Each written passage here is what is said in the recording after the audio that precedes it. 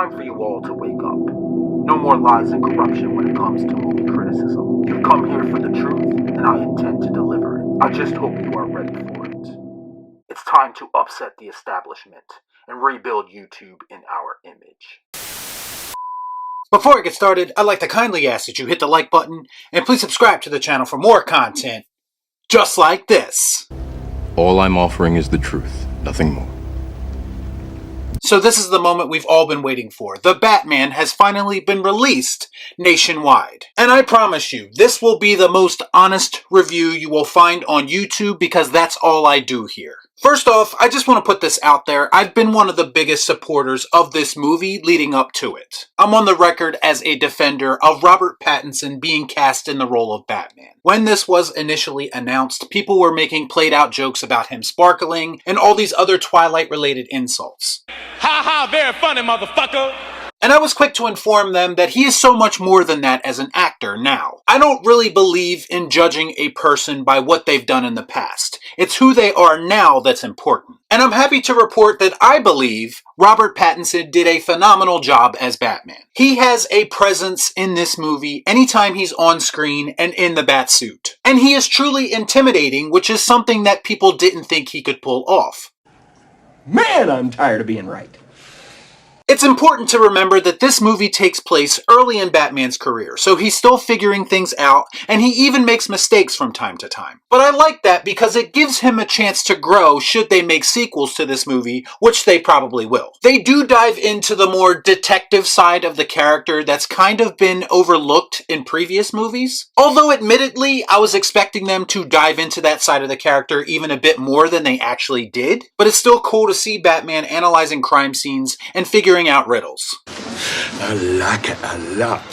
Everything about the Batman side of his personality I really enjoyed. From his suit to his gadgets to how he handles himself in a fight, all of that worked for me. The fights even gave me strong Arkham game vibes. And I need to talk about the Batmobile for a second because it was one of my favorite parts of the movie, honestly. And the reveal of the Batmobile is one of the best scenes. It's actually really badass. One thing that I think was lacking a little bit in this movie was the Bruce Wayne side of the character.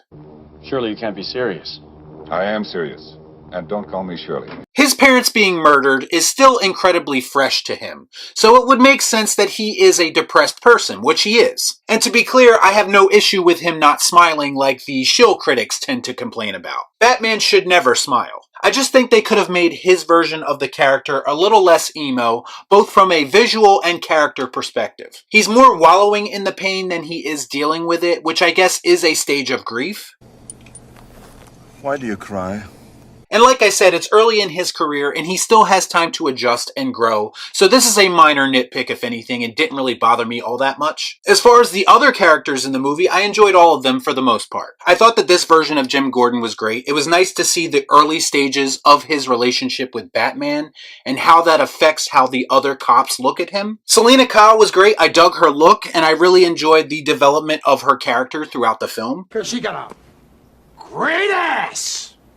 I think the Penguin is actually one of the standouts of the movie because Colin Farrell really dove headfirst into this role and put his all into it. I felt that Alfred was slightly underutilized for most of the movie, although he does get a nice heartfelt moment with Bruce towards the end of the film. And then we come to the Riddler, who is basically the driving force behind the whole plot of the movie. This isn't your typical Riddler. He's much scarier. He's actually closer to a Zodiac killer or a Jigsaw than he is the Edward Nygma from the comics that we all know. Which I don't have an issue with, by the way. I love when directors take certain liberties and bring us their own interpretation of these classic characters, as long as they relatively stay true to who the character is in the source material.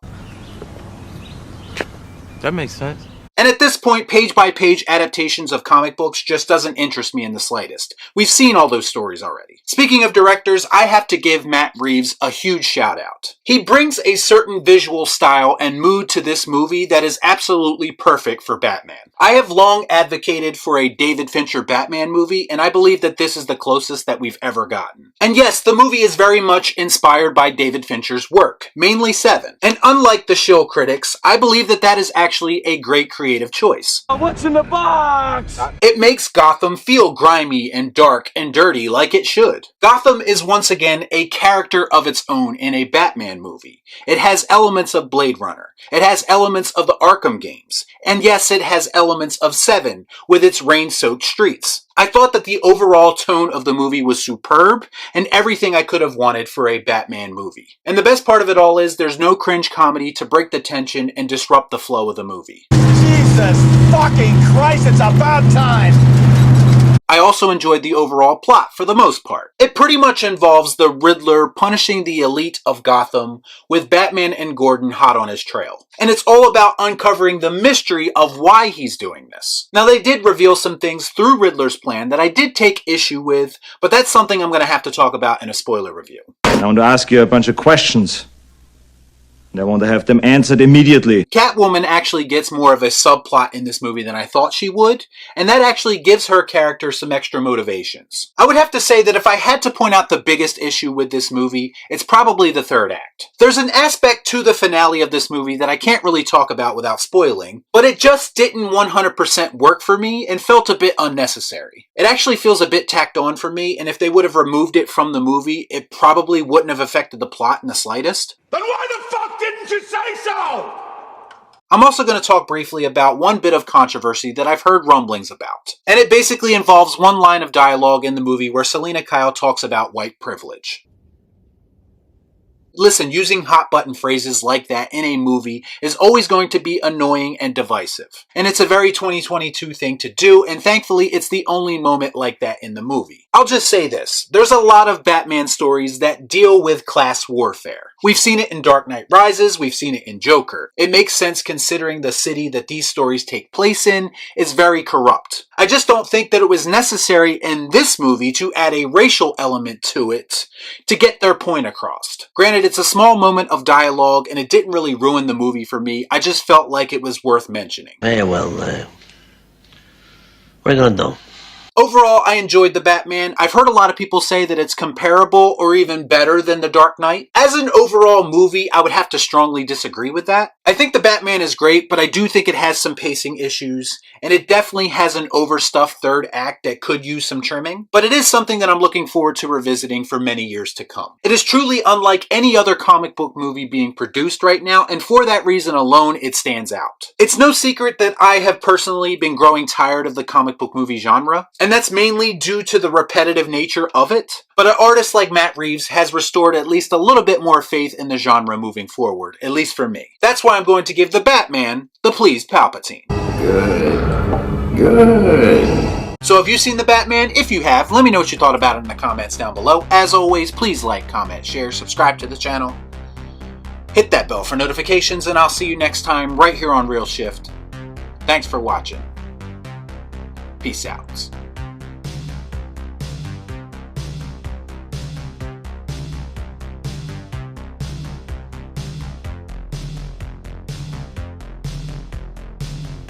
Y'all be cool.